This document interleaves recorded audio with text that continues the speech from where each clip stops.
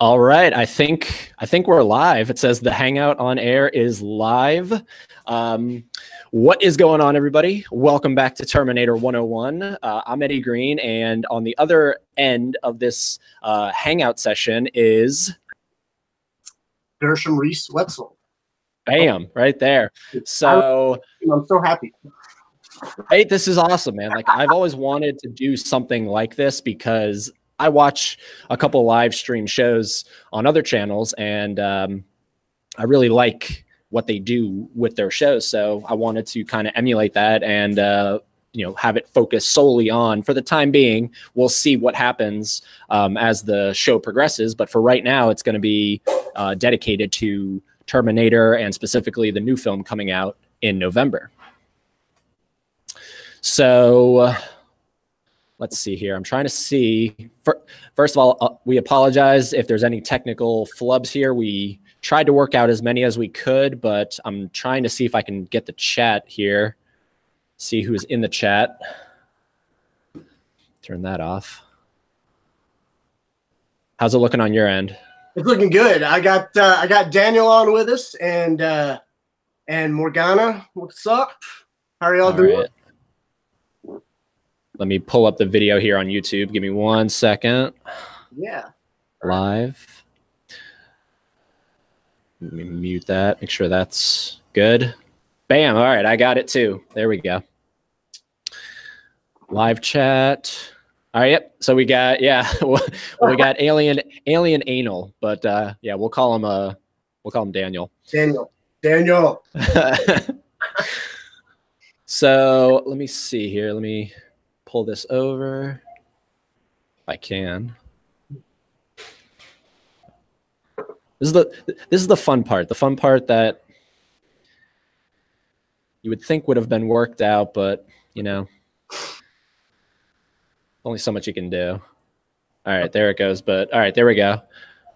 All right, so let's do this. I wanted to kick off the show by, just in case anybody is seeing this for the first time, I wanted to make sure that whoever is watching this knows exactly who the heck they are watching. So, Gershom, why don't you tell everybody who you are, what you've done that's actually made you stand out in the Terminator community, and how you got to this exact point.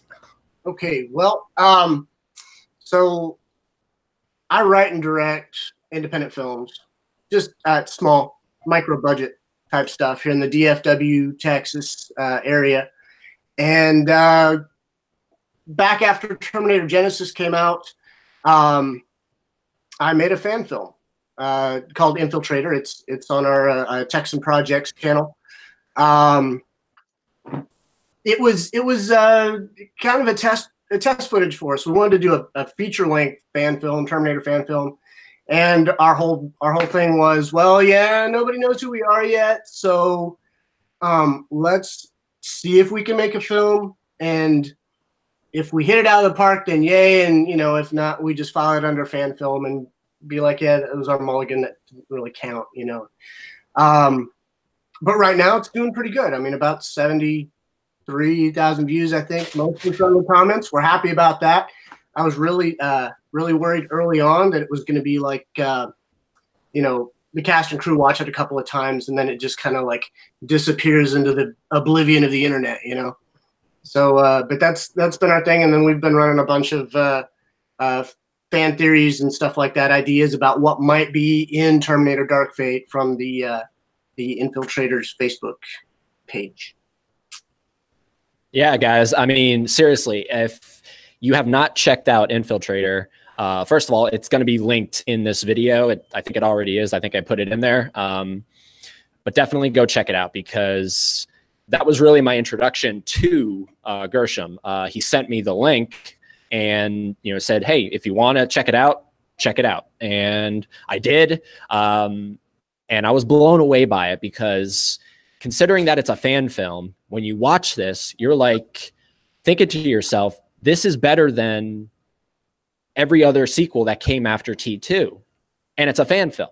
So from that moment on, I was like, all right, this guy's, I got to keep an eye on this guy, because I mean, he's clearly passionate about Terminator, and he knows what he's talking about. He knows what to do with it. So from that point on, we just stayed in contact, and I reached out to him and I said, hey, you want to come on the podcast? Which that was our first introduction, actually, you know, being able to hear each other, because up until that point, it was literally just, you know, cyber text and cyber images. So, but that was a fun episode. So if you have not checked out that episode of the podcast, you can check that out. It's just a couple episodes back. But yeah, so that's awesome, man. That's awesome that you you know, created your own fan film and you put it out there, and it's gotten the response that that it has. And you told me that you know, because it is Terminator, because it's not stuff that you own, there is no way for you to monetize it. But still, putting aside the fact that you might not be able to make money off of this thing, it's giving you, you know, exposure. I mean, at the end of the day, 72,000 people have seen it. So, I mean, that's fucking awesome. Seriously. Like, definitely. Congrats, man. Thank you.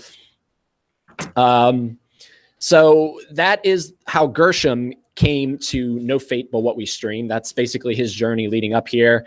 And if anybody is watching this and doesn't know how Terminator 101 got started, really quickly, this channel actually went by a different name. It was called Bigger Boat Movies, and it was my way of just doing what I loved at the time, which was talking about movies in general. And I still love doing that. I don't want people to be like, you talk about Terminator, that's the only thing. No. I can talk about film, but I had a dilemma, because every single time I would make an episode of my podcast or I would do a new video, somehow, and it had nothing to do with the films. Like, I could be talking about Mulan, and somehow I would be able to bring that right back to Terminator. And I got a lot of comments from people saying, we love what you're doing, but can you just stop talking about Terminator? Can you kind of focus on some other things here? This is supposed to be a movies podcast. So, yeah, like I found myself in this dilemma. So I was like, all right, I need to figure out and zero in on what I'm really passionate about, which is Terminator. Did a whole bunch of rework in, and kept the same channel, but just, you know, rebranded it. And because I didn't want to lose who I had on board here, and I haven't lost that many people. So apparently Terminator is something that a lot to hear about. But the podcast was really my focus, because YouTube is really time consuming to consistently pump out content, you know, filming yourself, editing, all that stuff. Podcasting is a little bit easier because it's not a visual thing. So I can literally be in my boxers and I can be making content. Whereas, you know, on a video, you can't do that. Well, I mean, you can, but I mean, you get a lot of unsubscribes. So that's what I did. And it's come to this point. And I reached out to Gershom and I was like, I want to do a live stream show and I want to co-host.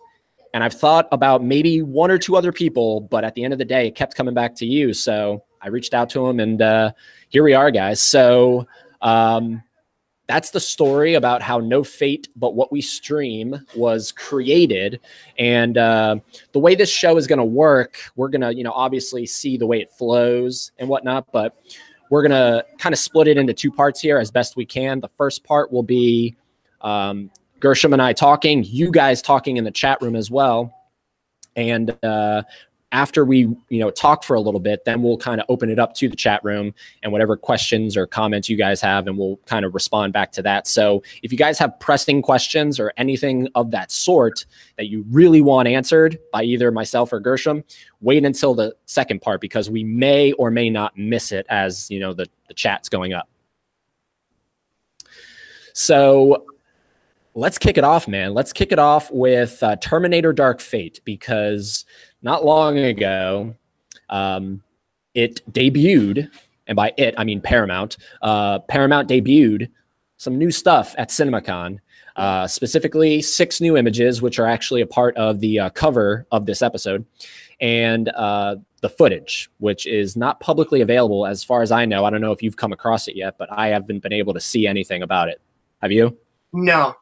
Everything that I've seen so far has been the press, and you know, it's this. Basically, it's a guy in front of a camera going, "Okay, let me tell you what I saw," and then he talks for, you know, an hour and a half or whatever about whatever it was. So, no, I haven't seen any leaked footage. They Reddit had you know, quick, we leaked something from CinemaCon, look at it for you know, and it was a concert piece. It was, I forget what it was called. It was like Gearhead or I don't know, but it was, you know, I went, oh yay, CinemaCon, and then I was like, oh no. And yeah, so I haven't seen anything. They're doing a real good job so far about keeping it under wraps. They really are, seriously, because I mean, usually stuff, when it comes to film, it's actually really hard to keep everything under wraps. Like the day and age that we live in, 2019, to keep as much as possible secret is a real task. And, you know, I commend them. And it also goes to show the respect that was given in that room, because as far as I know, that's really the only way that it could have leaked. I mean, unless it's someone inside Paramount and they have the access to it, but the public, the only way they could have done it was at that event, CinemaCon. And I guess nobody filmed this stuff because they must have had security guards like a lot, like lined up along every single row. Like I'm just thinking it was like a theater and a stage and a screen. I'm thinking that's the way, like the kind of vibe it was. I don't think it was standing. I think it was like an actual theater. It's likely that they had probably a non-disclosure agreement that you had to sign before you go in the room. You know, if we are able to trace this back to you, it'll take you and your whole company out. I mean, you know, whatever. I mean, yeah, it probably security all over the place. Exactly. So what did you think of, because I made an episode of the podcast where I kind of covered it, but I wanted to do this episode and specifically focus on the new stuff from CinemaCon for the first episode, because I haven't been able to really talk to someone face to face, as you know, as much face to face as we can. We're not in the same room literally, but we're on the same screen together. So did you see the photos first, or did you read the description of the footage first? Well, you know, I know that the photos came out first, but it's, you know, likely that you may or may not have, you know, gotten to them by the time that the footage was out, and then people started describing what the footage was. Yeah, I seem to recall it was just the photos first with a little bit of description. You know, here's who these people are, kind of thing. And then later in the day and into the second day, into Friday, we started seeing actual descriptions. And that was the point at which I started going, oh God, I wish journalists had a better handle on the English language, because they kept saying things about, well, it can split in two and it can multiply. And then I'm like, okay, but anyway, we'll get to that. It became almost just confusing to begin to read, you know, competing descriptions and go, all right, wait, what?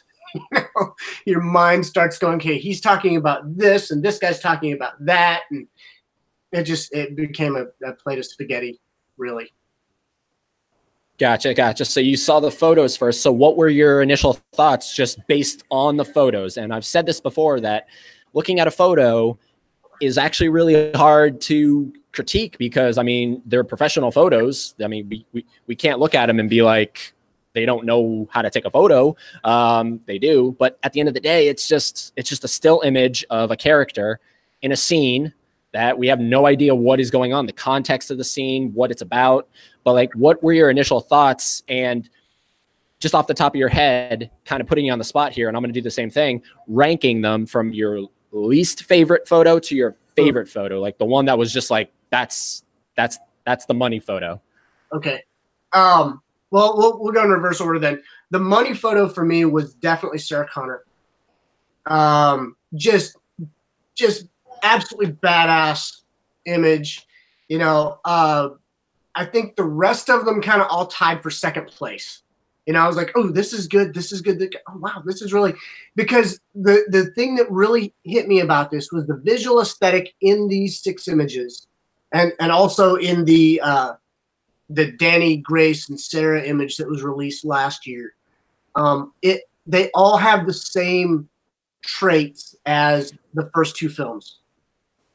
You know, I went back at one point and did a comparison between the promo images from Terminator Genesis versus this, and these images look like it's the Terminator being its badass self. All right. Doesn't know anything else is out there in Hollywood. Doesn't know anything else was out there in the box office. It's just, you know what? We're the Terminator, God damn it.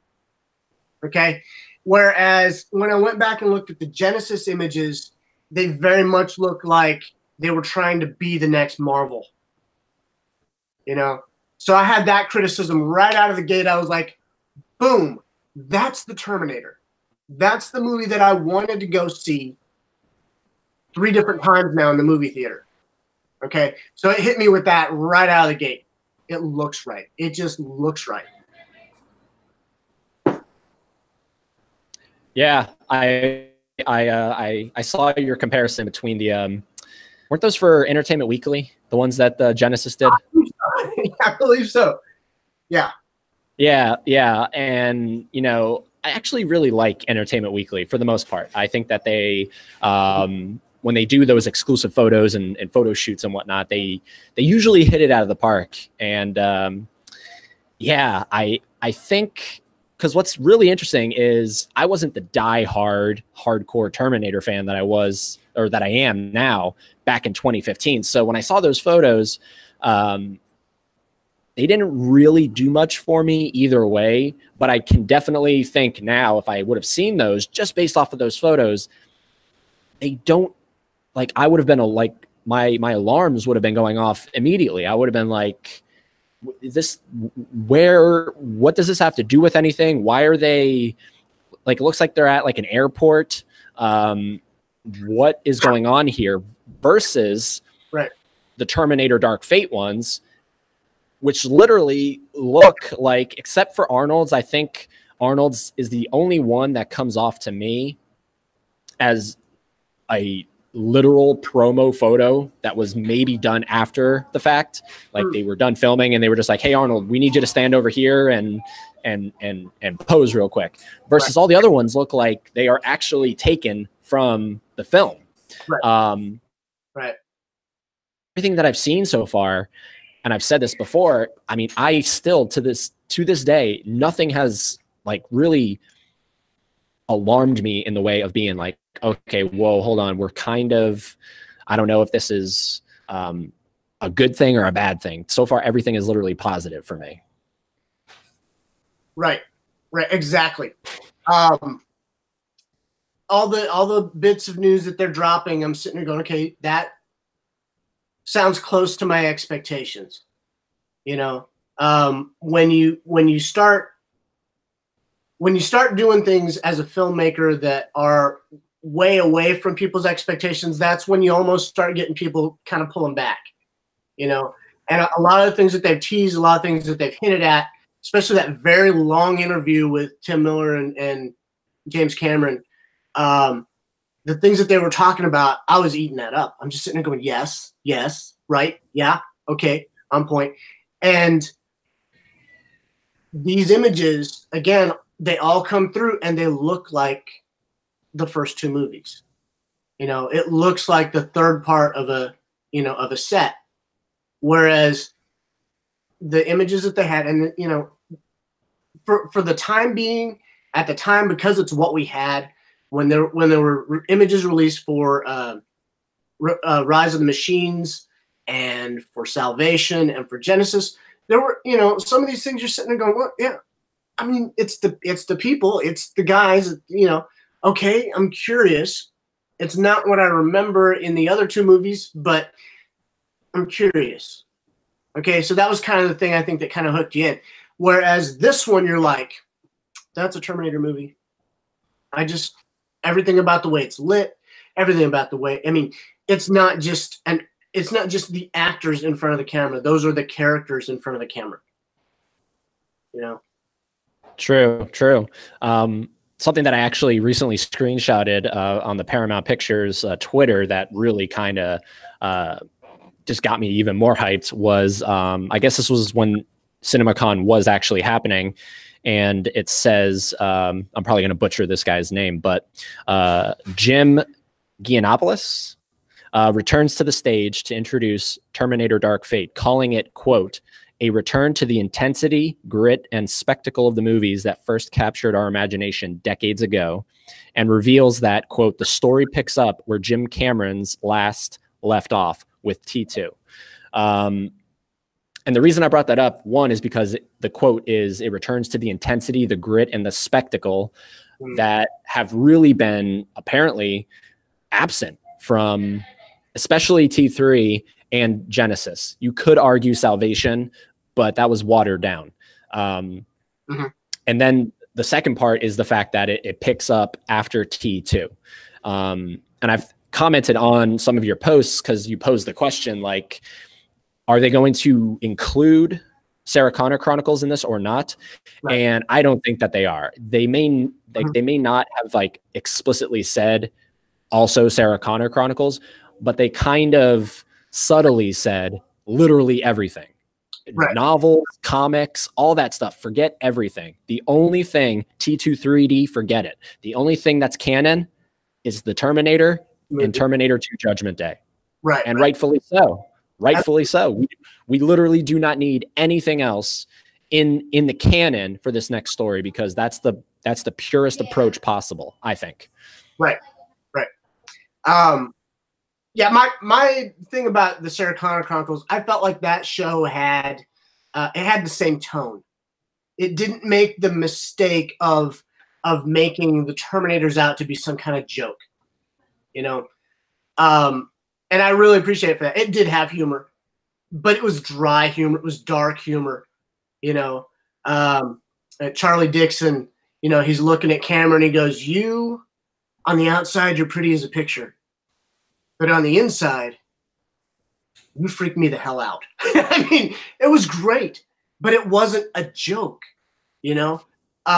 So I really felt like, I mean, for 31 episodes of pretty good content there. Better than the films, at least.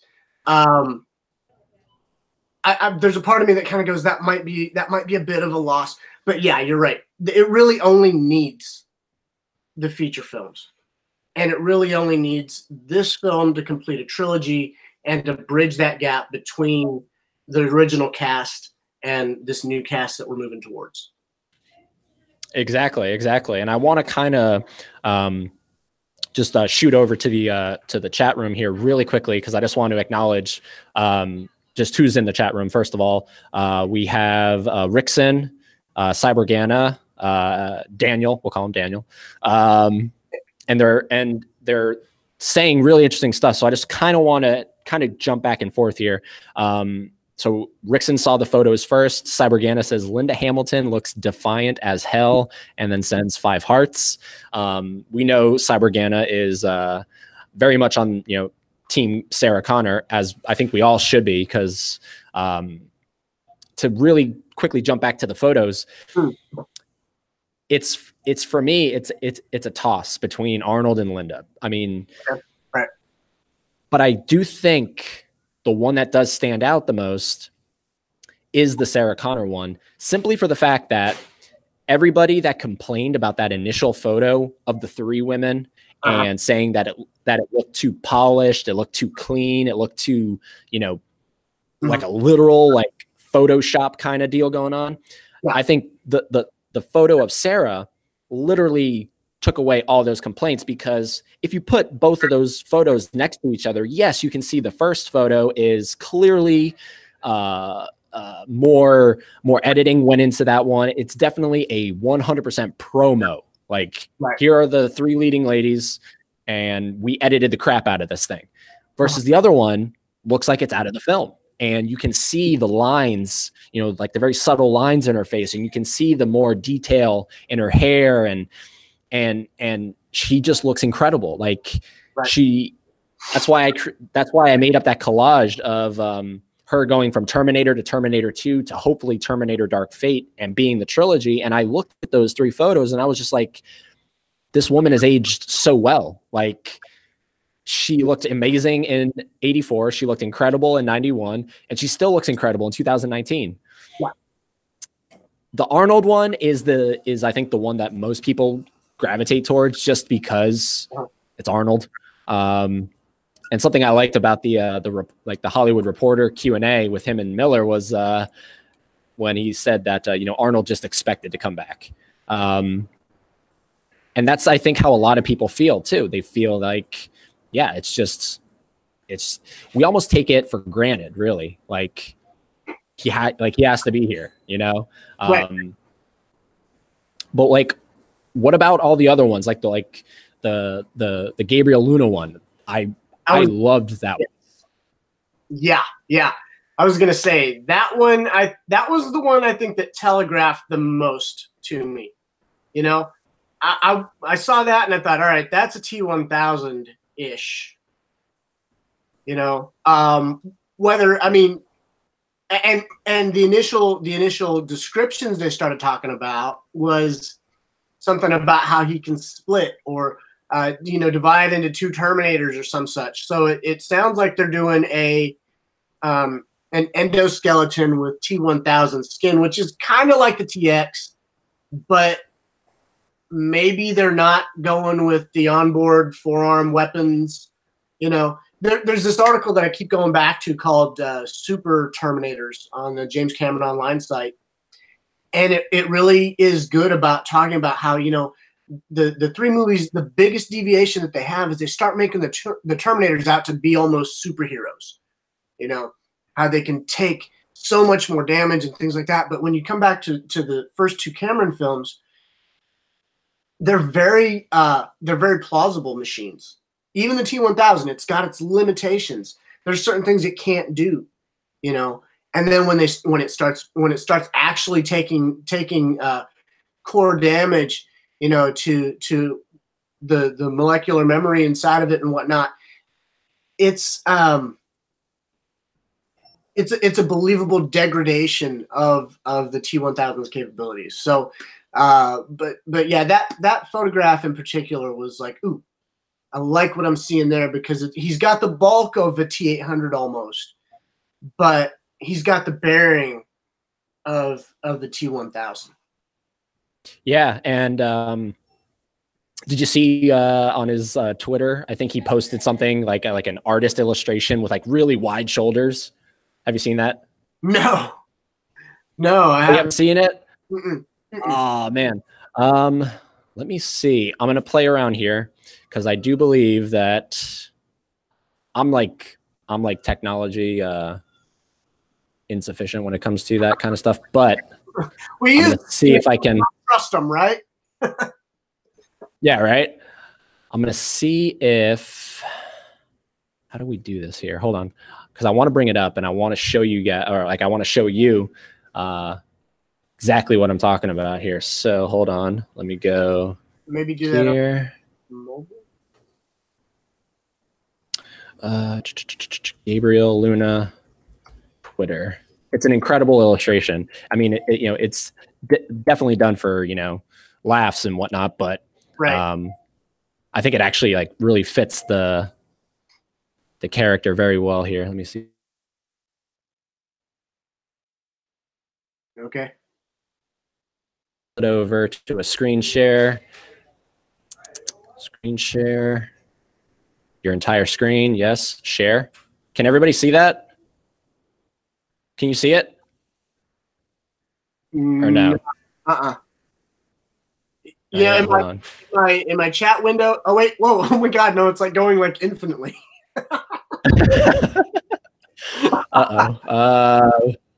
What about now? Oh wait, can you see it? Yes. See it? Yeah. You see it now? Yeah. All right. So see, that is what I'm talking about. It's who's it by Kloss Studios, and like see like the wide shoulders. I know it's for like laughs and whatnot, but I think it's an actual like pretty good representation, and he put it on his Twitter. Nice. Yeah. All right, I'm gonna cancel out of that. I just wanted to show that off. Let me see. How do I get back here? Stop sharing. There we go. Are we back? Yeah. Yeah. We're good. All right. Good with that anyway. I'm the YouTube is maybe a few seconds. Okay. Yep, there you are. All right, awesome. Sweet. Okay, and the chat room says that they can see it as well. Sweet. To infinity and beyond. Gabriel Luna's shoulders look ridiculous. Yeah, dude. So I'm actually going to be making an episode because one of my patrons on the Patreon, Ami, he joined the particular tier where they can suggest an episode of the podcast for me to talk about. And he asked me, he said, where do you take what is the next natural progression after the T1000, excluding everything else? So excluding, the TX, the T3000, 5000, all that bullshit. Right. Where do you go from there? And that's the challenge that he presented to me. And I've been nonstop thinking about this for 2 weeks now. And I think I've come to where I would take it. And so the episode of the podcast is going to be coming very shortly. It's still in the editing room. It's mostly done. But I just wanted to tease that. And if Ami is watching, maybe not now, but maybe later on, it is coming. And I just wanted to see what your thoughts on Gabriel Luna's character was, because he actually presented that question to me prior to us finding out that this character can supposedly, or we're going to say supposedly, split into two. Right. And I don't know. I'm going to save my thoughts for that episode. That way it's fresh for everybody to hear. But just to kind of tease it here, I don't know if I'm on board 100% with that. I need to see it in action, right? I need to see it in a trailer. I need to see it in something, maybe even a poster. The poster, man. The poster is what I'm really excited for. I'm a poster guy. If you have a good poster, like an iconic poster, and hopefully it's something that, again, we can put it right next to the second poster and it just looks like it just flows, right? Definitely. Arguably and probably it's not going to just feature Arnold. They're probably going to go past that, and they're probably going to have a Marvel, like a Marvel kind of collage of all the characters. And I hope that they don't go for that, because I think that kind of a design has actually become cliched, and because of Marvel. Right. What are your what are your thoughts on that? Because I think I heard you say something about a poster. My initial thoughts about a poster would be, definitely something that's in keeping with the first two films. If they were going to do anything more than that, something with the ensemble cast kind of thing going on, I'd hope that they'd hire Drew Struzan. That guy's been doing posters for decades, and they're painted, they're sharp looking. He's done a lot of iconic stuff for Star Wars and Indiana Jones. He actually, I think, set the template that Marvel kind of hijacks for their stuff.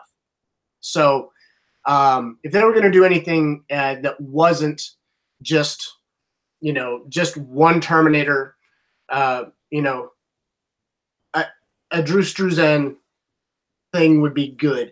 You probably remember seeing some of his stuff recently, I think, with Stranger Things, or they did kind of a takeoff on his stuff. So yes, yeah. Yeah, man. Because I know exactly who you're talking about, and I know for the most part a lot of his work, and it's incredible stuff. And I wouldn't be against it if they did it as an alternate poster, as maybe a special limited poster. Definitely get him on board. Right. But I do think that they should kind of keep the continuity going. That was one thing, and I don't have a lot of things that I love about it, but one thing I do like about it is the poster for T3. And I'm talking about the one where it even kept the continuity of which the other two, obviously Salvation lost it, but even Genesis didn't do it.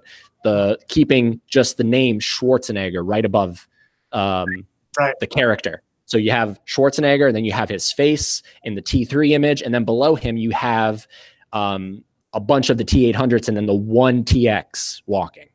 Yeah. I love that poster. I think that's a great poster for T3. Unfortunately, it's a great poster to a crappy movie, but if they keep it in line, with something like that, and Cyborgana says that she hopes that Linda gets her own poster this time, I wouldn't be even against it just being Sarah Connor. Yeah.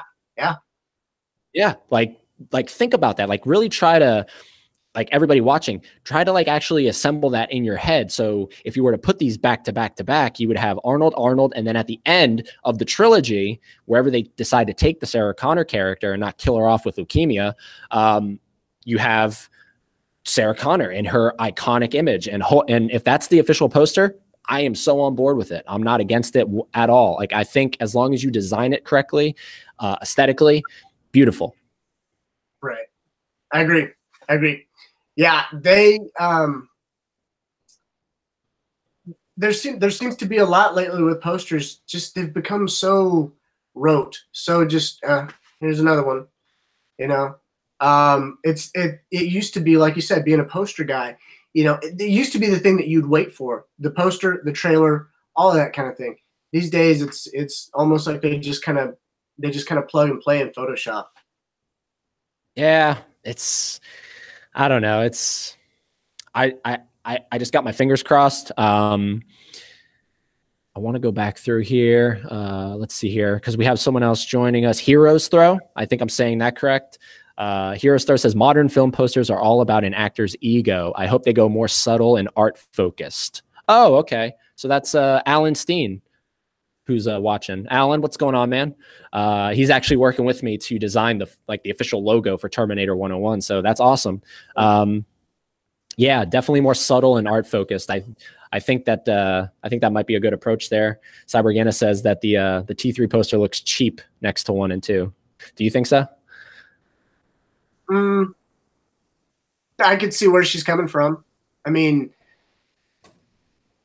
they did do a little bit more to, you know, the Terminator and Terminator 2. It's just Arnold. You know, the T3 one, if I remember right, it gets kind of just the head height, right? I mean, even the first one, it was pulled back to the shoulders, and you know, it was kind of a bust kind of deal. So that one got cropped in, and then they started playing with what was underneath, you know, and in the margins a little bit. So yeah, I mean, I like I said, I can see where she's coming from. Yeah. I mean, for the longest time, again, when I wasn't like a diehard fan, I actually had those 3 lined up next to each other. But I don't think it was just the one of Arnold. I think it was when maybe like a second or third poster came out, and it was the combo of Arnold and Kristanna Loken. No, scratch that. The poster I had was the red imaged one of like the battle damaged Arnold. Do you know what I'm talking about? Yeah, okay. Right.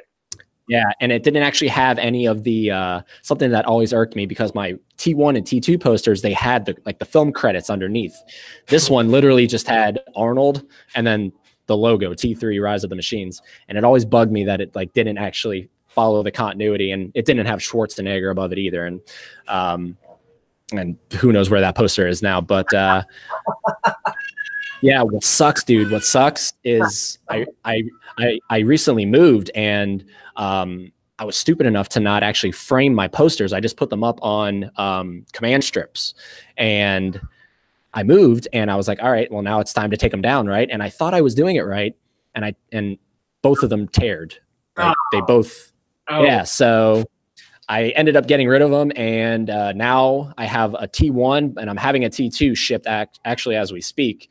But they're canvassed, so it's canvas art, and it's printed on it, so it's not gonna rip easily or anything. It's actually on a canvas, and I think that's something that I'm gonna try to do more as I assemble like a movie room or whatnot, and get more posters. I'm probably gonna go for the canvas style, because I think it's a really good alternative to just getting like a standard paper poster.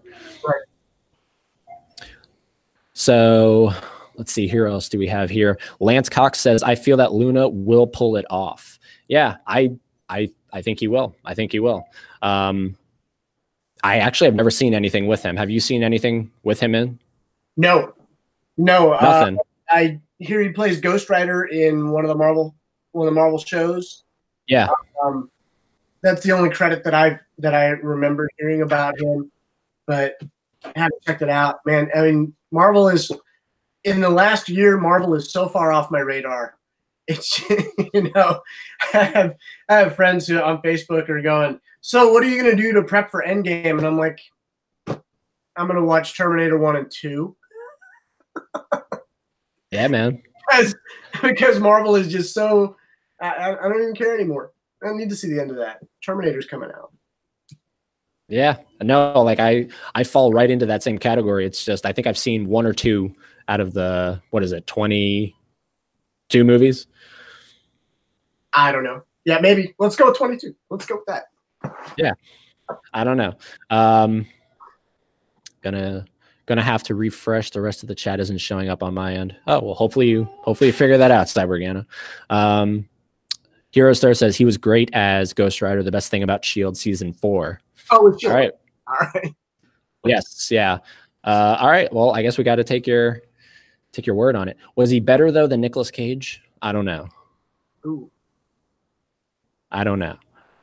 I actually really like that movie. The first one, like I never saw the sequel to it, but the first one with Nick Cage, I think it's awesome. I remember seeing that one in the theater. It's pretty pretty intense. Heck yeah, dude. Here, so no. I love it. Was that a Darth Vader no? It looks right. It looks like a Darth Vader no.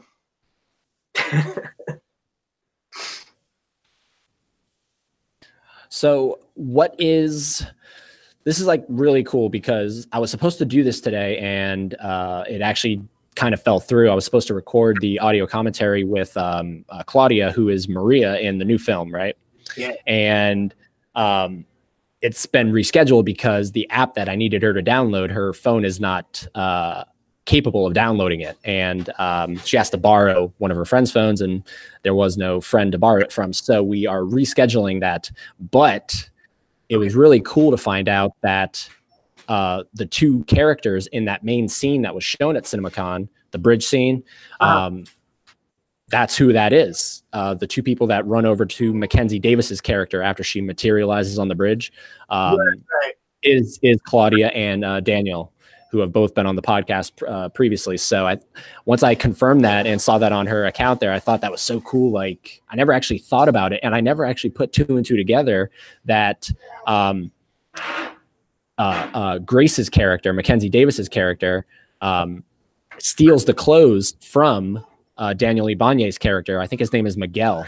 And if you follow Daniel Ibanez on Instagram, you actually see him in the same clothing that Mackenzie Davis wears in that first promo image that was released. And I thought that was really cool. Like, I don't know how that plays out. I don't know if they have a bigger part past that, but I thought it's really cool that they've that was the scene that they showed at CinemaCon to really get people hyped. And the people have been on the podcast previously. So yeah, I've heard that there's a line in there. One of the police officers that's involved in the scene is like, yeah, I love it when naked women fall out of the sky or something, because apparently she falls, the time sphere materializes partway through a bridge and she falls from there.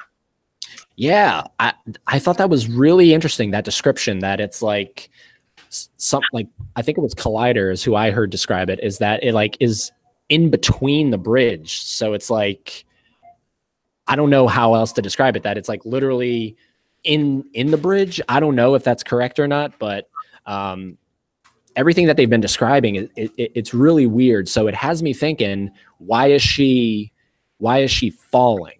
And she's not kind of in the classic, stance when they arrive. She's got the Kyle Reese entrance there, Yeah.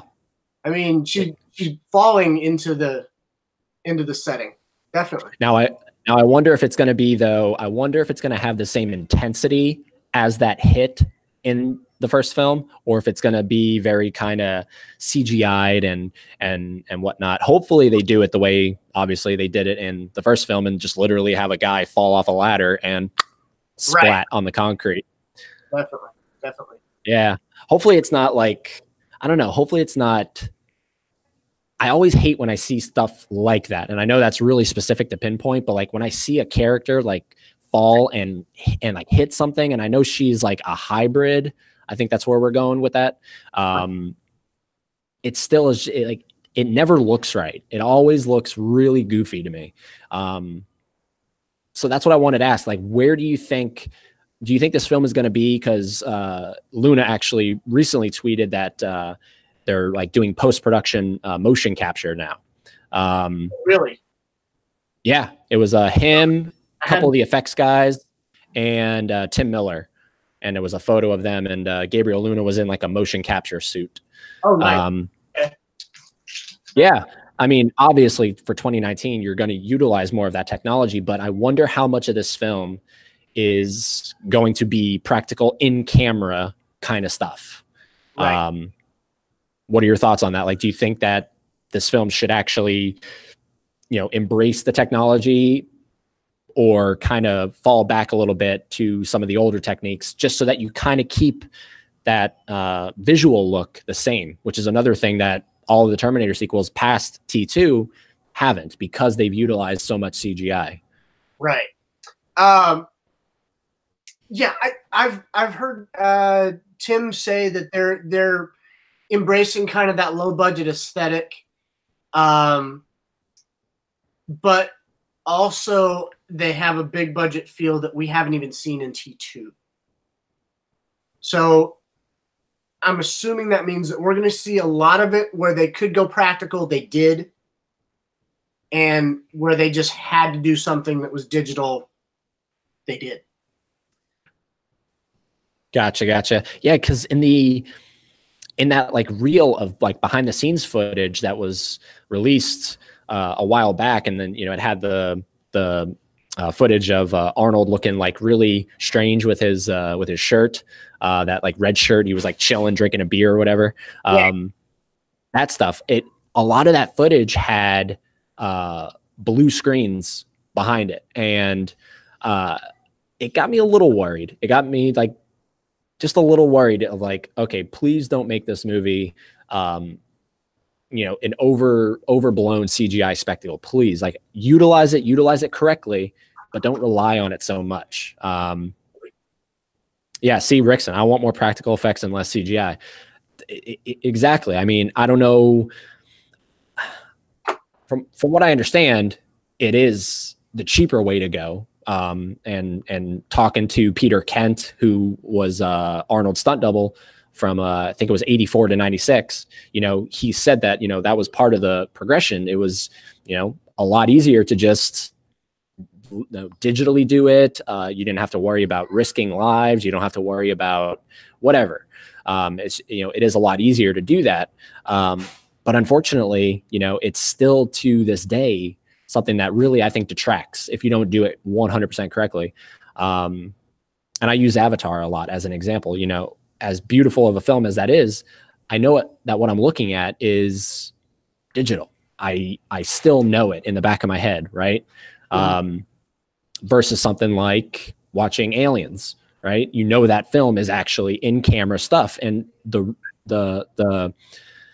risk factor and the emotional investment that the audience gives to the film, I think, is greater because they know that what they're seeing, the human eye is incredible. The way it can just look at something and go, nope, fake, yep, real.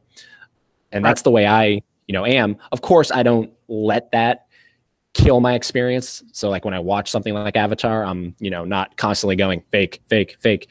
I suspend my disbelief, but at the end of the film, I'm usually going, all right, well, I wish that they would have maybe attempted to try more practical and, really that might have enhanced the experience overall.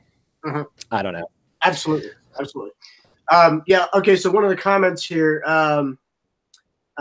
Heroes Throw, I'm with Rickson. CGI is always best when used with practical effects, when you don't know it's there. And I have to agree with that. Absolutely. When it's an enhancer, and use it to kind of sweeten things and push it just a little bit further than what the practical effect can give you. Yeah, absolutely. The only instance where I'm for a full CGI thing is where it's just impossible to nail it in practical. All right. Like, I mean, the T-1000 itself is one of those examples where they did. And you can, you go back and you watch, and it does have a very seamless blending when the head's blown in half, or the the end of the movie where Arnold puts a grenade in his belly and he, and he just kind of spins up there. Practical effect. But when you get to the morphing and the CGI there, absolutely a necessary way of telling that story.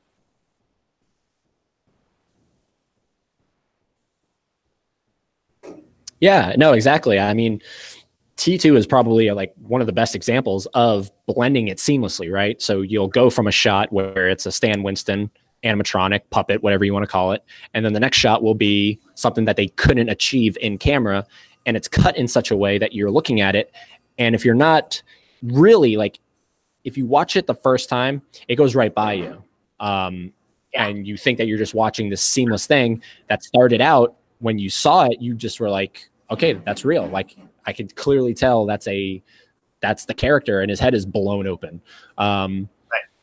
You know, that's one of the keys to T2, I think. Like another prime example is at the end when the T-800 and the T-1000 are actually engaged in hand-to-hand combat. And, you know, they're going between when the T-1000 is a digital character and then when it's one of the stuntmen wearing like a foil suit. And you don't know, like you really, like you would have to pause it and go, oh, wow, okay, that's that. And that's that. When it's blended together, it's seamless. And one of my favorite examples is the floor when the, what is it? Like a cop, right? He kind of walks past, touches the floor, and then the floor comes up.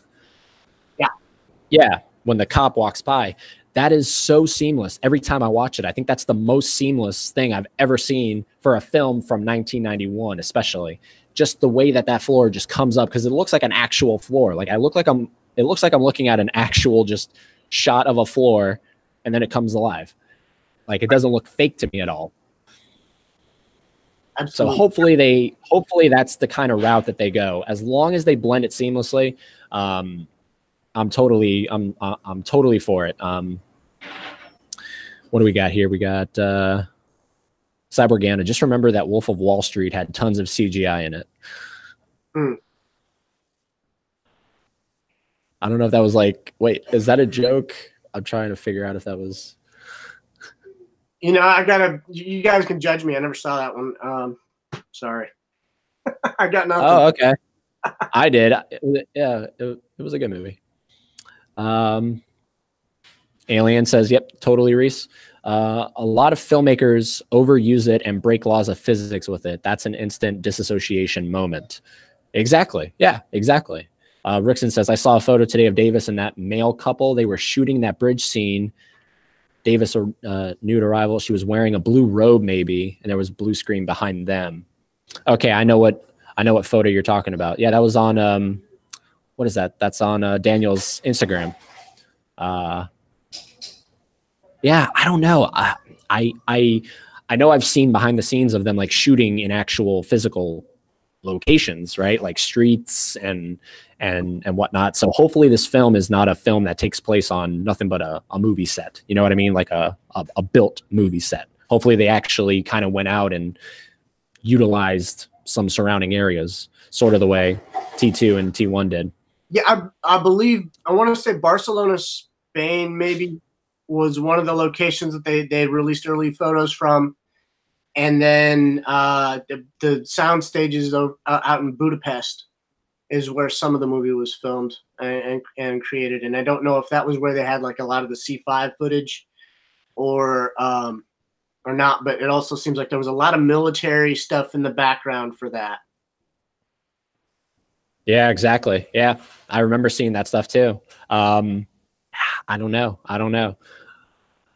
Alien, even simple things like facial battle damage should be prosthetic. It works so well in T2 and looks terrible when they use CGI for battle damage. I agree. And I think because we've seen the photos, right? Some photos of an act, like it, you can tell it's actual makeup prosthetics. So hopefully, fingers crossed, they go that route of not just. I hate that. And when I was talking to Jeff Dawn about the makeup artist from T2, when I was talking to him on the podcast, we talked about that, how in T3, that was when they started introducing just putting the green stuff over Arnold's face and then digitally doing it. And I'm sorry, when you watch T3, it looks fake. It looks fake. Yeah. 100%.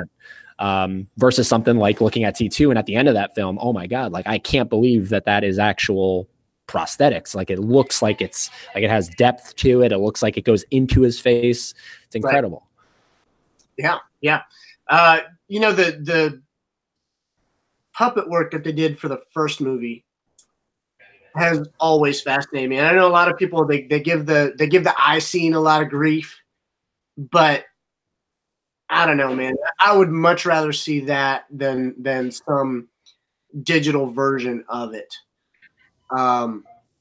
There's something to, I don't know if it's because it's a physical thing that inhabits the real space and it's got real light playing off of it. I don't know what it is, but to me it looks better than the digital approximations, you know, of a person, especially when you start talking about the young Arnold in Genesis, you know, versus the same shots. I mean, you compare them side by side, and you're like, wow, how did this make it to a movie theater at all? I mean, I really do wonder.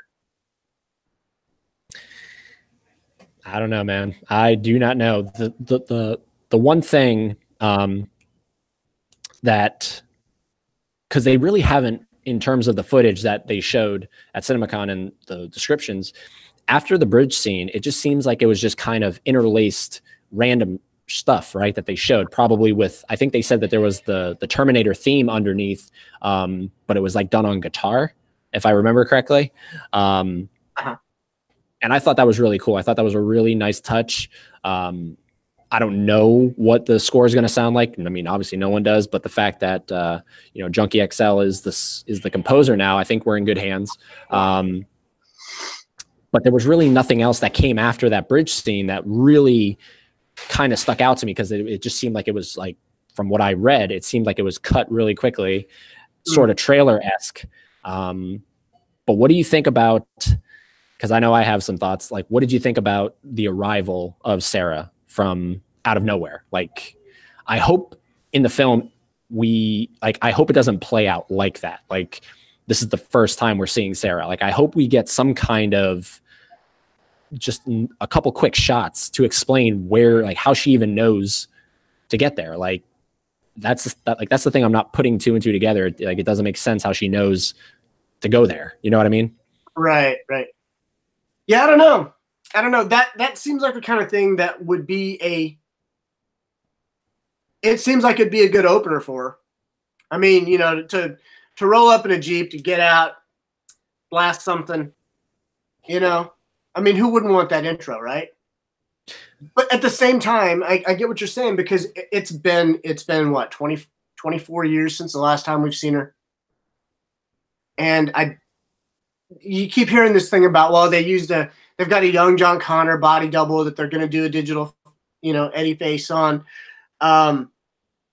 So I'm sitting there back and forth between, are we going to open literally at the end of T2 and give some kind of running start into Sarah's story in the present day, or are we gonna straight up open with the new cast, you know, with Danny, with Grace's arrival, and then we come back around to, you know, is Sarah going to be kind of the Han Solo of the story, that we're halfway through the movie and then she finally comes in?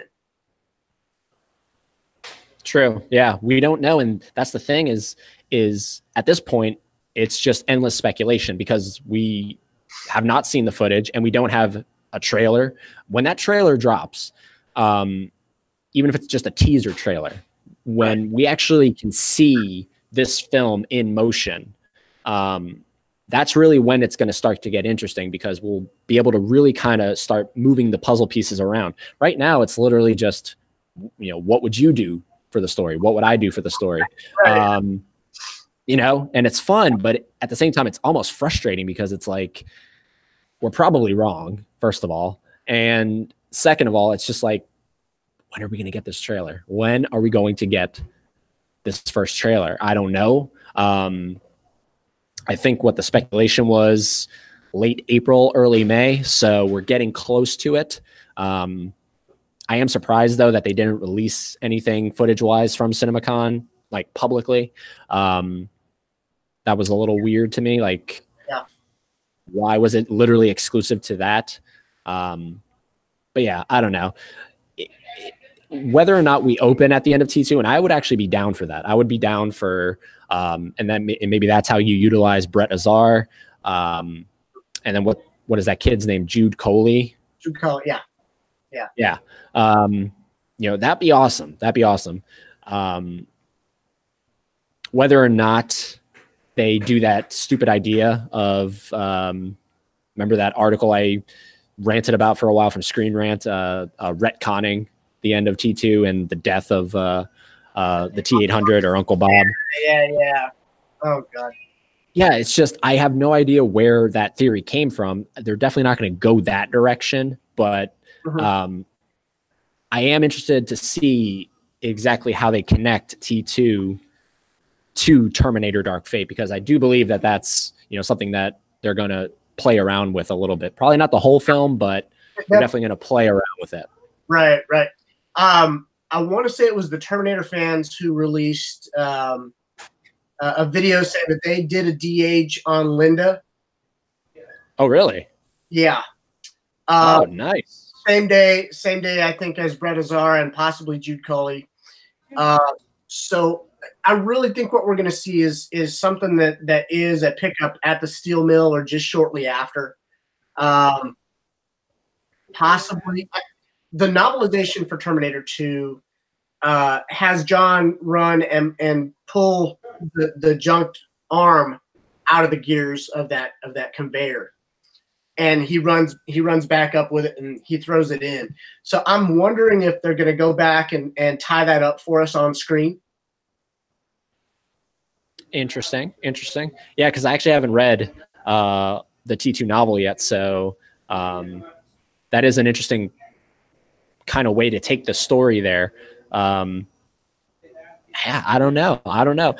That was one issue I always had with T3, is the fact that they never explained how really at the end of the day this stuff kept going. You know what I mean? Like, yeah.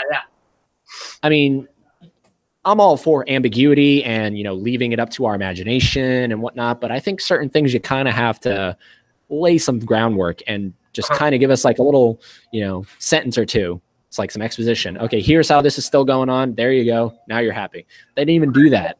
Not at all.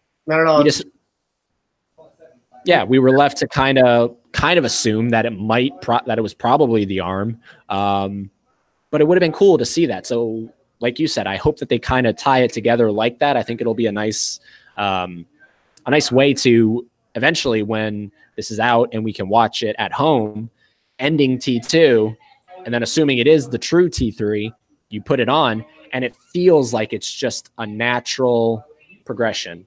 Yeah, taking place in between T2 and Dark Fate. Fun fact: if it is the true T3, from here on out, I'm going to start calling it Terminator 3 Dark Fate. Yeah, I've already decided that. I got a question for you. Go ahead. In discussing Judgment Day, are you having any trouble with, personally, or running into people who are having trouble separating Terminator 2 and how it ended from Terminator Rise of Machines? What do you mean? Well, in that film, we find out that Judgment Day was merely delayed, right? Judgment Day is inevitable. Hey, by the way, it's today, like 4 hours from now. Surprise. Yeah. You know, so come with me if you want to live, right? I mean, but in discussing this new film, I've run into a lot of people, especially on Reddit, who are sitting here going, well, they stopped Judgment Day. And I have to go, whoa. Let's hit the brakes on that one. No, they blew up Cyberdyne. And Sarah has shifted gears from having merely determination to facing the future with hope. That's all they did definitively in the movie. If you want to involve the alternate ending, yeah, Future Coda, yes. That's the only ending that Terminator 2 gives us, wherein they definitively stop Judgment Day. But the theatrical and special edition film versions that we have just end it open-ended. They haven't technically broken a loop or anything like that. It's just an open-ended, different perspective on rolling into the dark future that was still coming at them in 1984 with a storm on the horizon. So what I got from that was, do I have any issues with the way that T3 took that? Is that what you were asking? Kind of. I'm getting into. Well, yeah, I guess is the way T3 took it. Do you think that's going to be an obstacle for the way this movie is going to take it, and the divergence that's probably going to happen there? Well, I was actually I actually kind of like that approach, that, you know, it's inevitable. No matter what you do, you're going to send a ripple through it, but at the end of the day, you're still going to get to the same conclusion.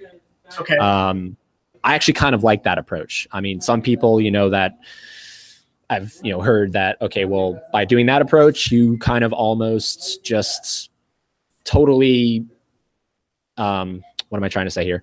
By doing that, you're almost making T2 seem pointless.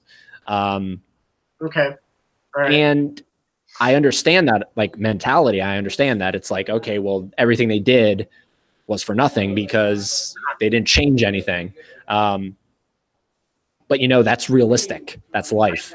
You know, whether or not you're a believer and everything is set in stone, and we're just living in the present day, but we're going to get to it eventually, or whether or not you believe that you literally make your story as you go, you're writing it right now.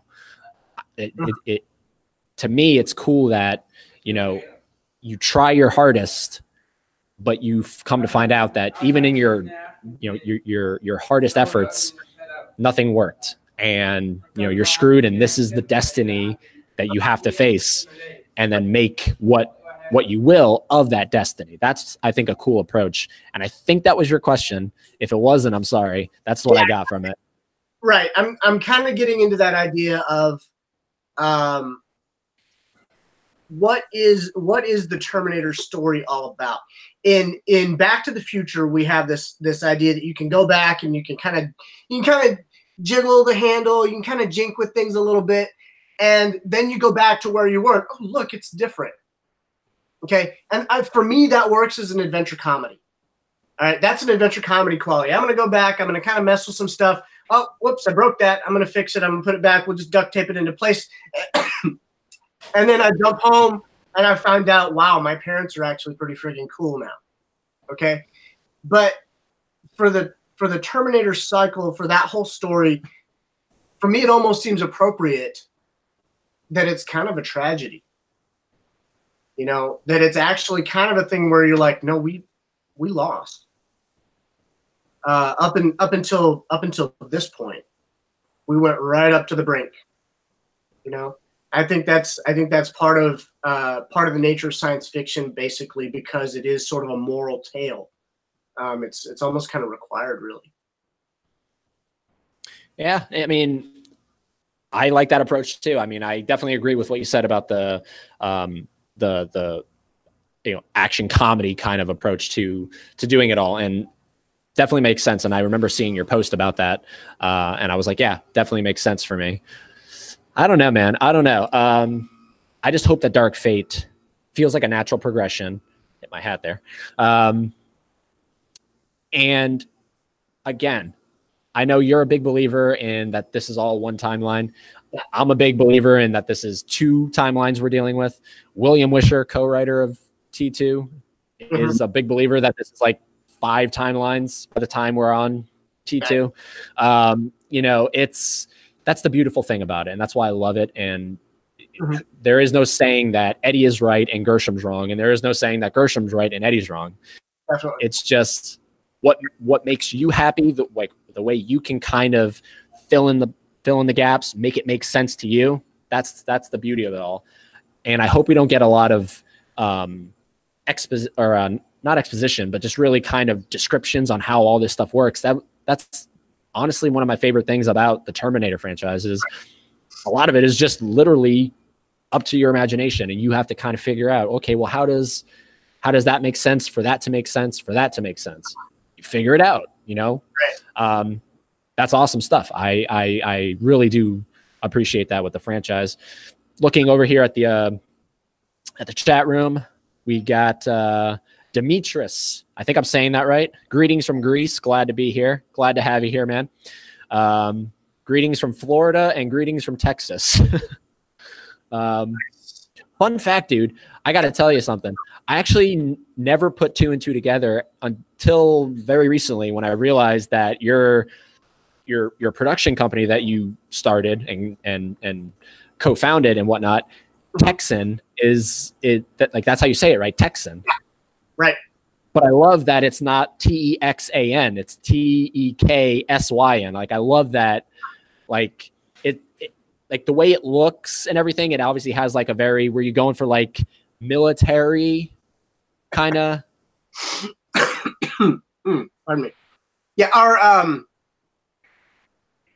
original motivation for naming it Texan was in part because you can say it like from Texas. Yes. But the letters are also an anagram of Skynet.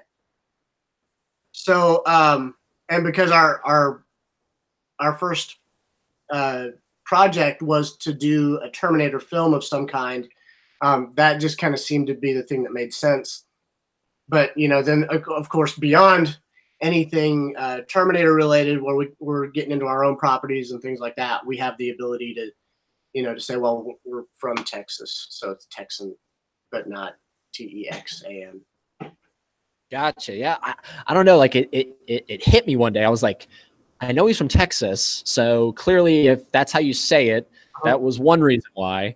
And it just has a cool look to it. So everybody go check it out. I'm going to actually update the description box for this video. That way we have some more links to some of Gershom's stuff. Right now, I think only Infiltrator is in there, but I'm going to add in his Facebook. You're just going to shoot me over whatever links you want to add in there. So, all right. Oh, look, dude. There you go. Demetrius. Infiltrator was great. Oh, hey, Demetrius. Thank you very much. Yeah, man. Oh, and we got Ross Cooper. Greetings from the UK via Oregon. What does that mean? What's what? Do you see it? Ross Cooper. Greetings from the UK. ... via Oregon. You know what? My chat's not updating, but hey, Ross, what's up, man? He and I have been chatting for a little bit here. If I recall correctly, Ross back in 2003 had a very lengthy couple hours conversation with James Cameron. So very cool stuff with him, you know, in the sidebar there. We're talking time theory and all kinds of fun things. Ross, you really had a conversation with James Cameron. Can you confirm that in the chat room? And I don't know why your chat's not. Mine's, yeah, I think mine's fine. Yeah, I don't know. Huh? Are you on your phone watching it? Yeah, I'm watching. Okay. I'm telling you, man. For some reason, fun fact, guys, we actually tried to do this. We were doing a test run, and Gershom was using his phone, and the quality was so insanely bad. And I'm not trying to like diss your phone or anything, because I've done the same thing and the quality was shit too on my end. It's just like, why in 2019 can we not have like a phone that actually looks great in live streaming? But you're telling me in 1960 or like the 60s, we can send someone to the moon? It doesn't make sense. Right. We figured out how to send a person to a moon, but we haven't figured out how to get a good stream. Yeah. Come on. Yeah. Well, I mean, did you think about paint? You know, like the Egyptians are using paint that we can still see, right? Made out of egg yolk. And yeah, and the paint that we put on our house, we can't get the stuff to stick around for 5 years. What the hell? Right? I'm telling you, man. And I always just say, I just like literally, I did it with Gershom. I said, "Damn Skynet!" Like I that's what I always say. I just say, "Damn Skynet." Alien anal. Oh shit, this is Ross. So okay, here we go. Ross, yes to the gym chat. One day I'll have to actually chat with you guys too, since I've been writing Terminator scripts and other scripts starting in 1994. Well, Gershom is definitely, I think, the guy to really go towards, because he's actually made a film. I actually haven't actually made anything Terminator fan wise besides a podcast, but yeah, I don't know if you and Ross have talked about any kind of scripts or whatnot. We have. He's got, I believe, 3 sequels. Ross, is that right? 3 sequels with a 4th one in the works. 3 sequels to T2. I believe he actually picks up with T3. Okay. I mean, that's fine. Look, we're not going to be like, get out of the chat room because you like T3. Probably not. Never. You know, here's the thing about T3. It wasn't a bad concept. It wasn't a bad concept. I think it aired a little too much on a comedy. You know, hey, let's take a T2 moment that everybody loved and let's give it Elton John glasses. You know, I mean, I'm just kind of going, really? But it's not a bad story. It had maybe, I would say, maybe 5 minutes worth of film that I personally I'd have cut. You know? Yeah, dude, actually, if it wasn't like illegal, I would actually love to somehow obtain that story, because I agree with you. I think out of all of them, this is why I say that T3 is the best of the crap, because the story, yes, I do believe that if I saw that on paper, and of course I would go through and I would edit all the comedic shit out. I would take all that stuff out. But if I could go through there and execute it differently, because that's really what it came down to. I don't think that there's a big issue with the script, so to say, besides, you know, nitpicky stuff like them calling John Connor 13 when he was obviously 10, stuff like that. Right. I would obviously fix that as well. And that's a big reason why I don't think of T3 as canon. But it was really, at the end of the day, the execution. And right. Whether you think Jonathan Mostow is a great director, anybody watching thinks Jonathan Mostow is a great director, I personally don't. And of course I'm only basing this off of T3, but right. I don't think he really understood the immense nature of what he was doing. Now, of course, you'll watch a making of documentary and he'll be going, "Oh yeah, I'm a big fan." And I honestly feel like that's something you just have to say. You have to say, "I'm a big fan." Right. But I don't honestly believe that he was a true 100% diehard fan, because you look at it and you honestly think to yourself, how did someone make this and think that they were making the true continuation of T2? You can't. You honestly can't. When you write a song called Funky Man, you cannot actually think in your head that you're writing the true continuation of T3. In your head, you're writing your own little action comedy, and it somehow is called T3. Right. But I have no issues with the story, really, at the end of the day. I honestly love, and I really wish I could consider T3 canon, because I love that. I really do. I love that approach of it's inevitable. You know, it is funny that it's like, oh, plus it's today. But, you know, I really did like that approach. I honestly thought Nick Stahl was a very plausible Kyle Reese's kid. And I did like his performance as a 20-something John Connor. You know, he seemed a very plausible character. But yeah, I think the humor elements were a bit overkill. They actually overshadowed the intense nature of what was happening. Yeah, and of course, obviously, the other thing is that it's, for, you know, all intents and purposes, it's literally almost a remake of T2. So I would almost kind of rework some things so that it wouldn't draw such a similarity to T2. But just going through the chat here, I don't want to miss anything, because I don't know if your chat is updating or not. But actually, yeah. Okay, so Ross said that since I was 18, in other words, 2 follow-ups to Rise of the Machines, my first script was a follow-up to T2. Dude, I'd love to see this stuff. If you want to, I'd send it, man. Send it my way. I'd love to see this stuff. Alien, were you contracted or just a fan?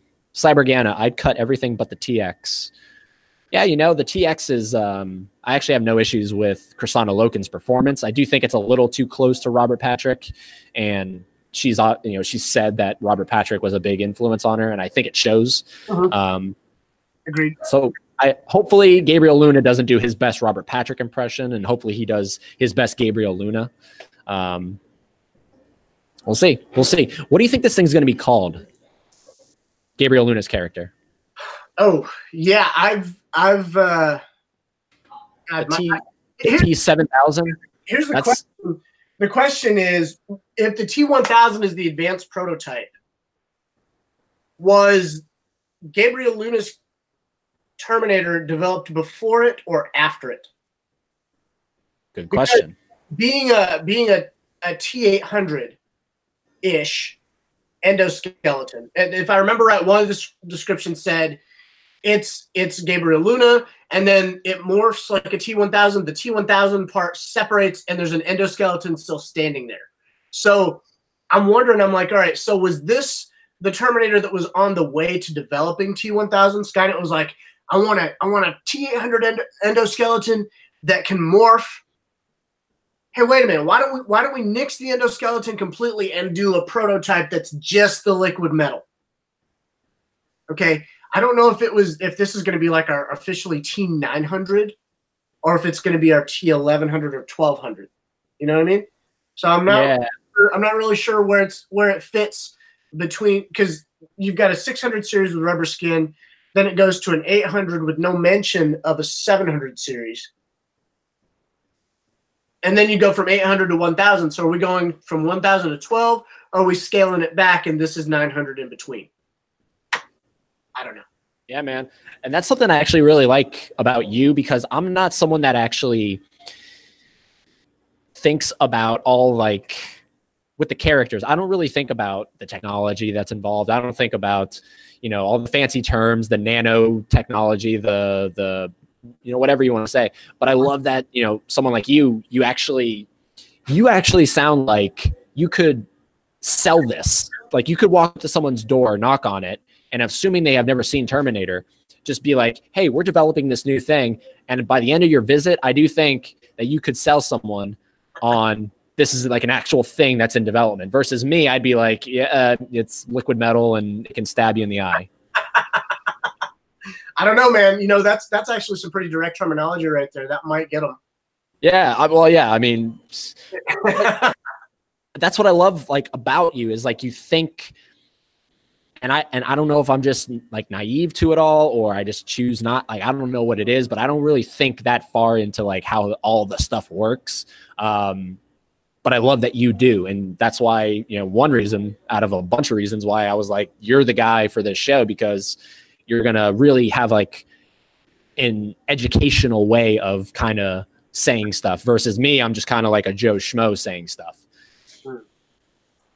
Well, you know, it comes from basically having a lifetime of being a Terminator fan. I mean, really, and really not even just a Terminator fan, but a fan of James Cameron in general. I mean, watching you know, Aliens and the Abyss,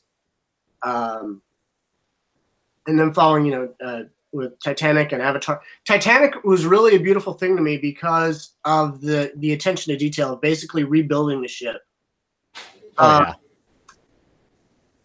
But then, you know, you really, and then when you, like I said, you have the interview that he did with Tim last year, and some of the things that he's talking about that are actually shaping the way this film continues the story. You know, I'm sitting here going back to Judgment Day. I'm like, all right, so are they going to actually put that on August 29th, 1997? Has it become a non-event? You know, is it going to be one of those things that my personal theory on it was that John gets to the end and goes, well, here's where it happened, but it wasn't the date that Sarah told me, but I've got to order Kyle to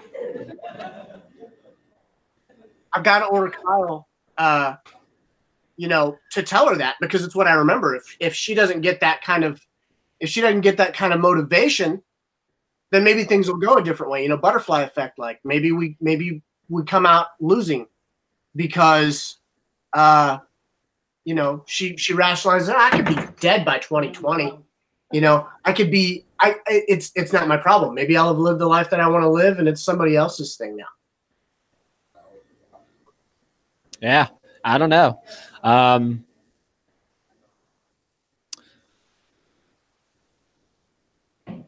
I saw something in here that I really liked.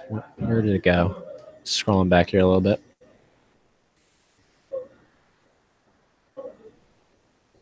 Okay, Rickson said, I read the Teddy Serafian T3 script in which Sarah Connor was there, a new invisible female Terminator, T1G. It was good, but Mostow didn't like it. Linda refused to come back, so they rewrote a script. Yeah, I do remember reading that. Not the script, but I do remember seeing that. And I've actually reached out to Teddy because I want to get him on, because I don't want to talk to the writers of T3, like John Brancato and Michael Ferris. I would like to talk to him, though, because exactly for that exact comment that Rickson left, that whole entire different approach. And I'd love to kind of pick his brain and see where he wanted T3 to go, and until, of course, Mostow was like, nope, I don't like it. And then he brought in his buddies. So yeah, right. Rickson, I agree with that. Demetrius says, at least Marco Beltrami wrote a great score. He respected Brad Feidel's themes and overall soundscape, maintaining his personal writing. Right. Yeah. You know, funny enough, the T3 score is my least favorite score out of the three sequels, and the Genesis score, believe it or not, is the one I find myself, if I'm in the mood to listen to some like Terminator stuff and I don't want to listen to the greatness that is T1 and T2, I usually turn on Genesis for some reason. What about you? You know, the thing that I do love about the T3 score is the track, the title track that you get at the end credits. I was really actually disappointed that they didn't do a title sequence like the first two films. You know, where we get that theme, because that theme really did, for both of the first two films, really set the tone for the whole movie. You know, exactly. Yeah, exactly. That end credits theme was actually a really great arrangement. I remember enjoying that and then going, wait a minute, where the hell is this in the? Oh, it's in the part of the movie where you get up and you walk out. Oh yeah. You know, it would have really, I think it would have really helped set that movie off if it had a title sequence for it. So you actually like that it's like an orchestra, like it's an orchestra doing it? The T3s, like the Terminator theme? Yeah, I think overall I did like that score. I didn't find it to be nearly as embellished or unique as Brad Feidel's themes. But I remember taking note of the music while the film was rolling. I'm sitting there going, all right, that worked for me. You know?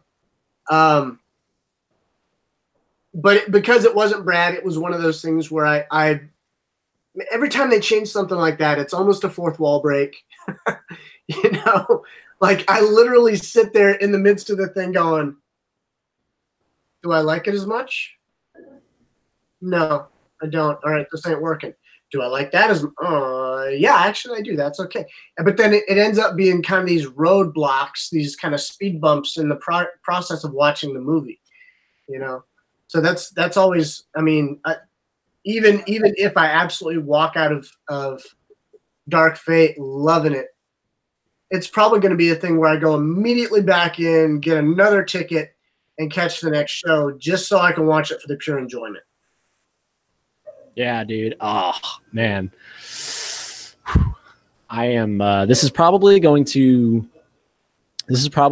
be the film that beats my record time of seeing, like, going back to a theater and seeing a movie again, because the only other movie that I've ever gone to see multiple times, and I think it was 5 or 6 times, was La La Land, because I love La La Land. Yeah, believe it or not.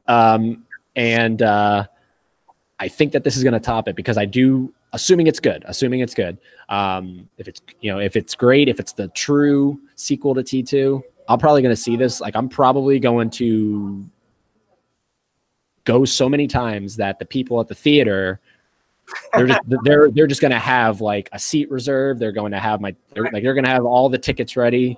Okay, here's today's. I leave, and then they give me one for tomorrow. Like, that's probably what it's going to be. Like, seriously. Because honestly, if it is great, we need this thing to make money, because unfortunately, you know, they really do base a lot of that off of the box office. I mean, look at what happened with Genesis. And I mean, obviously, I think it's a combo of the critical versus the commercial, but that film didn't really do that well. I mean, I think it did better overseas, but it's, you know, a thing where you really look at the box office. And so I'm going to give as much of my money to this box office as I possibly can if it's good. Yeah, seriously. Agreed. Okay, I got a comment here. Ross Cooper says, I was contacted for early development of what would go on to become Genesis when Justin Lin was circulating it and Megan Ellison was behind it. Then once it switched to David Ellison, the whole project changed significantly. Wow. Absolutely wow. And I was just scrolling back up to get to that. I was contacted for the early development for what would go on to become Genesis when Justin Lin was circulating it and Megan Ellison was behind it. Once it switched to David Ellison, the whole project changed significantly. Interesting. What is your takeaway of that?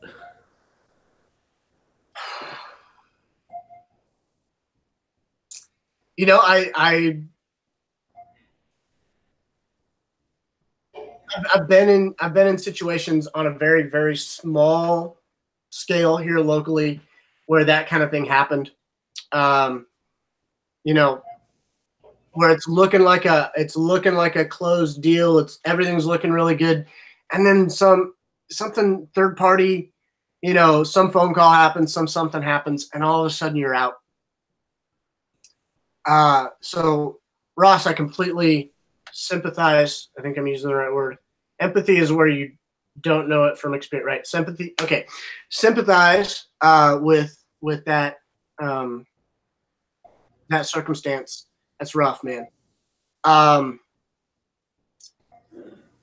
also, you know, I knew a couple of guys, one guy in particular who was a PA on Terminator Genesis. And he said, man, we were trying to like crazy to figure out what the plot was. And we couldn't. He said, to be honest with you, it was like watching a train wreck happen. So in that respect, I almost want to say, Ross, maybe it's one of those, I don't know where you are on the whole spiritual thing, but maybe it's one of those blessing in disguise kind of things, that after the fact you might, you know, might simply just be happy that it wasn't you. I mean, really. Yeah, dude. Honestly, because William Wisher was going to be on board for, I think it was T5 as well. William Wisher was going to write something that came after Salvation, and that's part of in the episode on the podcast when I'm talking to him, he kind of talks about that a little bit. And again, you know, honestly, maybe it all worked out for the best. That way, William Wisher isn't associated with, because that would have been right. That would have been weird to have William Wisher come back for T5, and he didn't go into great detail over, you know, what the actual story was that he was going to do, but I don't know. It was going to be a follow-up to Salvation. I do know that. So again, like you said, maybe that's another thing of like, be glad it didn't happen. And William Wisher almost maybe didn't really taint his name that much, you know, because he's really only associated with 1 and 2. So that's great. Absolutely. Yeah. But that's awesome. So Ross Cooper, I gotta check out who you are, because I've never come across you. So you sound like he sounds like he's a industry insider. I don't know. Yeah, that's definitely man, to have had a 3-hour or several hour conversation with Jim Cameron. Wow. Right? Like I would kill for 20 minutes. No? I'd kill for a handshake and a nod, and maybe if he remembers my name down the road 3 weeks. You know, I mean, seriously, that's fantastic. Yeah, no, like because I kind of dropped the hint to William Wisher after we had done our episode, and I stayed in contact with him. I wasn't going to outright, say, "Oh, can you talk to Jim for me?" But I think I said something along the lines of like, "So, how often do you talk to Jim?" And he's like, 2 or 3 times a year. I'm actually finishing a script now, and when I'm done, we're scheduling to like hang out and get drinks and whatnot. I was just like, what? Like, I love how he's so casual about it, and I even said that to him. I was like, I love how you're casual about this. Like, I'm just gonna go get drinks with James Cameron, and he's like, the thing you got to remember is, I knew him when he wasn't James Cameron. I knew him when he was just another average guy. Yeah. And that's who he's going to be for the rest of my life. He's not going to be this, legend. He's just a guy that I hang out with when I can. Yeah. But he said that, I see where this is going. And let me just tell you that if I even so much as hint at him possibly coming on your podcast, the answer is going to be no. So he's like, your best option is to go through Lightstorm. So. Oh, right on. Okay. All right. Yeah. I haven't followed through on it because I don't know. Maybe I will. I'm just of the mindset it's just going to be like they're just going to look at whatever. If I send them something physically or if I send them an email, they're just going to delete it. But I don't know. William Wisher was my best bet, really, at the end of the day. I thought, him and I had a good, connection going on during the episode. I thought, we were cool and all. Yeah. Yeah, it was a great show, man. You guys had some good synergy going on there. Good conversation. Yeah, man, I'm proud of that one. Like, seriously, like, I mean, I'm not like, I don't pat myself on the back at all, but like, if I had to pick something that like is my cherished moment of the podcast so far, it's William Wisher. Yeah,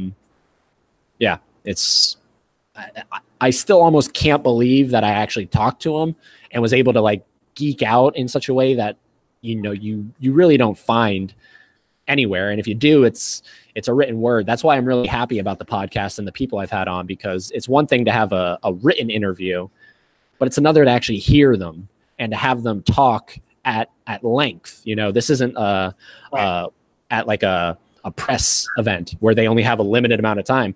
It's as long as they want to talk to me.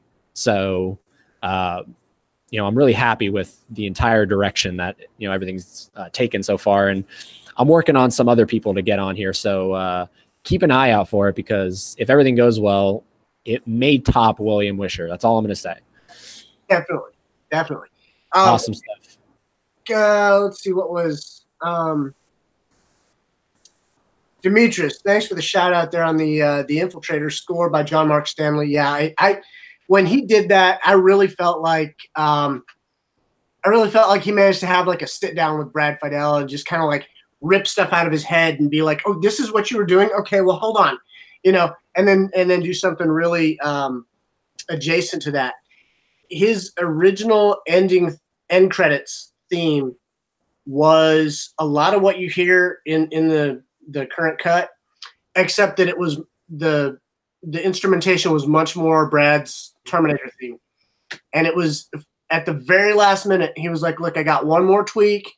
And he switched it to what it is. And I said, just so that we don't have to like risk getting into some kind of infringement on the theme song, we're going to go ahead and go with that, which it really hurt me, because when the first time I heard his original Infiltrator theme, like it literally put tears in my eyes.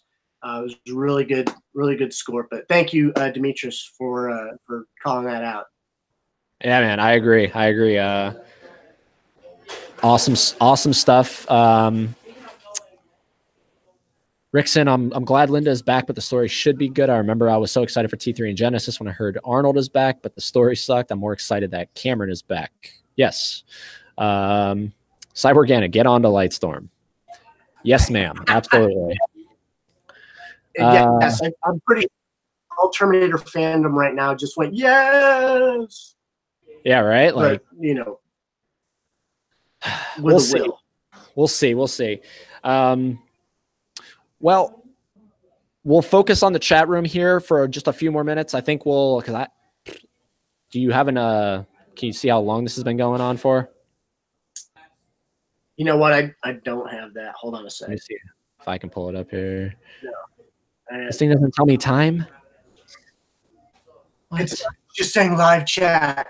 Yeah. What the heck? Come on. I swear, sometimes I'm not living in 2019. I'm living in some Stone Age, and stuff is not able to.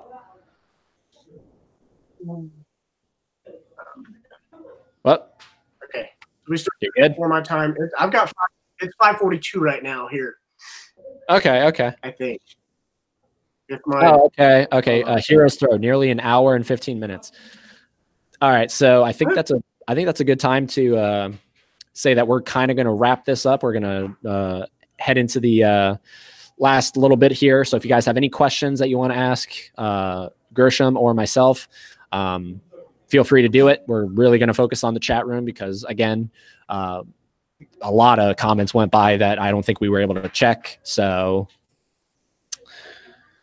anyone excited for Game of Thrones? 2 hours to go. I can honestly say that I have not seen a single episode of Game of Thrones, so I can't answer that. I know that it is a big event.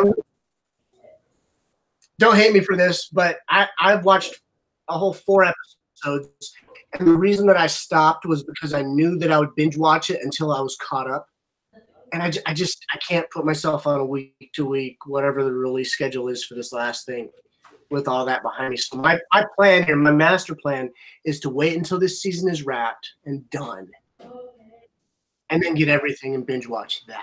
So eventually I'll be as excited as you are for this next season, but I'm going to safely say that I'm like a good year behind. Okay. On when that date's actually going to happen. Well, it seems like Cyborg Anna and Alien are both in the same boat as well. Nope. And that's a no from me. Right. Yeah, I don't know. The show that I followed for a long time until recently was Walking Dead. And I was a big Walking Dead fan. And it was really cool to find out after I became a giant fan of Terminator that Galen Hurd was on Walking Dead as well. But I'll tell you, I got to say that really Walking Dead has gone down in quality, and I've stopped watching ever since the big end of a main character that I don't want to spoil for anybody, but this character is no longer on the show. It was this season, season 9. And so I'm just, I gave up on it, honestly. Okay. But I used to love Walking Dead. Seriously, season 3 is my favorite season of Walking Dead. Nice. Alien says Eddie and Reese. Thoughts on Linda's first line? Yeah, I don't know. I wonder if it's the I'll be back. I wonder if she opens with that. You know, she gets out, blasts some Terminators, looks over at whoever it is. I'll be back. I don't know. Yeah. I've talked about this. I've been very vocal about how I think fan service should be accomplished. And I even called when Billy Ray, one of the writers of the script, commented on it and said that you're going to love her first line. I think I even said it was probably going to be, I'll be back. And to me, that's like too self-aware. That's too Skynet. You know, it's becoming too self-aware. You kind of know what you're in. That's why I loved the way T2 did it, the way that T2 added in the, stay here, I'll be back. That was beautiful. It wasn't like them trying to just zoom in on Arnold's face and say, I'll be back. It was a very casual kind of just stay here, I'll be back. Right. Awesome. Right. But you still got the fan service there. The way this sounds is it's like epic music, a lot of stuff going on. She doesn't talk at all. Comes over to the characters. Camera zooms in. I'll be back. Yeah. And I hope it's not like that. I honestly hope it's not like that because I'm going to roll my eyes. I'm going to roll my eyes. I'm going to go, oh, God, please, no. this is not the way you do fan service. And I don't know if anybody in the chat room agrees with me, but I just think there's a way to do fan service, and this movie has a built-in fan service. So I don't think there needs to be a whole lot. Right. But there you go, Alien. Rickson, here's a question. What do you guys think about David Goyer as screenwriter for Dark Fate? Well, from my understanding, David Goyer is just getting the final credit. He's not the sole writer. It was we all know it was a writer's room. But for some reason, David Goyer is getting the credit, and I'm not very familiar with why that is. I don't know if it's like a thing in contracts where they have to like literally kind of bring it down because they can't list 5 writers. Yeah, I don't know. I'm not really sure how that works either. But as I heard, it was some between story and script. It was something like 6 writers, I want to say. Well, yeah, because you have Cameron and Miller, and I think David Ellison even is getting a story credit. I might be wrong on that, but I do know that it's Miller and Cameron get a story credit. And then from that story, it was given to 5 other people, I believe. I think it was David Goyer, Billy Ray, Josh Friedman from Sarah Connor Chronicles. Charles Eagley, I think is how you say his name. And then I think there's one other that I'm missing. But the point is, there was a lot of people on this, and we'll see when the film comes out, because that can be problematic. That's the old classic, there's too many cooks in the kitchen. But it could also be beneficial because there's a lot riding on this. And so you don't want just 2 writers the way it's usually always been when it comes to Terminator. Usually every Terminator film has 2 credited writers. One proposes an idea, the other one goes, maybe. And then they just say, okay, but we're just going to stick with it. Versus this one where you have someone who might have thrown an idea out, and then 3 of the other writers were like, no, don't do it. Trust us. Just don't do it. And then they ixnayed it. Right. We'll see. I don't know. I'm not claiming I'm like a brilliant screenwriter. I haven't written anything, but this is just my kind of looking at it from an outsider's point of view. And I think we'll see. We'll see if 5 writers was good or bad. Yeah, no, right. Seriously. There seems to be enough people in the room there to have some good accountability for what the story needs. When you get, and I think that was one of the comments that I just saw was Goyer worries me. He really needs to have kind of maybe a short leash. Is the idea there? But I mean, he did write for Batman Begins, The Dark Knight, Dark City. Batman versus Superman. So, and he's apparently got Constantine and Krypton writing credits too. So, yeah, I mean, there does need to definitely be some kind of balancing act between what you focus on and the other things that you hint at. And I think that goes back to our whole idea about the no time traveling experts in the story. That it's people who are living the present moment going, well, maybe we're fucking with the future a little bit, or maybe, I don't know. I don't know. Are we changing the way it goes? Yeah, those are some things that I think the writing credit, it might kind of come down to who does I guess who makes the bulk contribution, in concept, and then in actually laying down the actual script. And I bet you they put that thing through the ringer so many times that they've made sure that everybody was absolutely happy with it. True. Okay, yeah, there we go. Cameron Miller, Billy Ray Friedman, Eagley, and Justin Rhodes. I forgot Justin Rhodes. Hero Star says, Goyer worries me too. He needs a great deal of restriction or he goes loopy with his ideas. See Blade Trinity for an example. I've actually never seen Blade Trinity, so I'll take your word on it. And the Cybergana says Blade Trinity is terrible as well. Reynolds in it. And he was actually hysterical in that movie. He was fantastic. A lot of Ryan Reynolds Deadpool style sarcasm.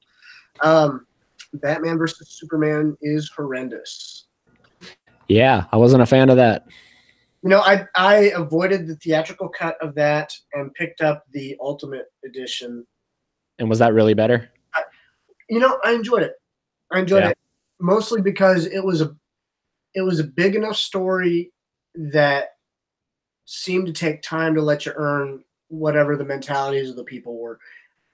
I didn't see the theatrical one, and I have to go with James Cameron on the biggest problem with modern movies is that they're cut too fast.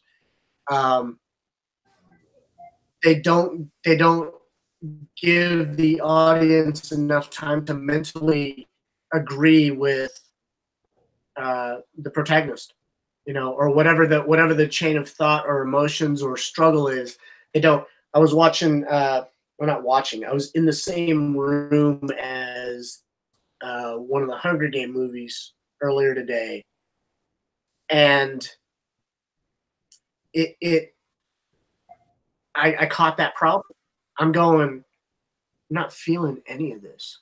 I'm not emotionally invested in any of the struggle that's going on right now. It's an effect shot and a line with no feeling and an effect shot and a lot of people cheering, and I am not caught up in any of that. Whereas the funny thing is Speed Racer, by contrast, is loads of effect shots. But they took the time in that movie, the Wachowskis in that film, took the time to invest in characters.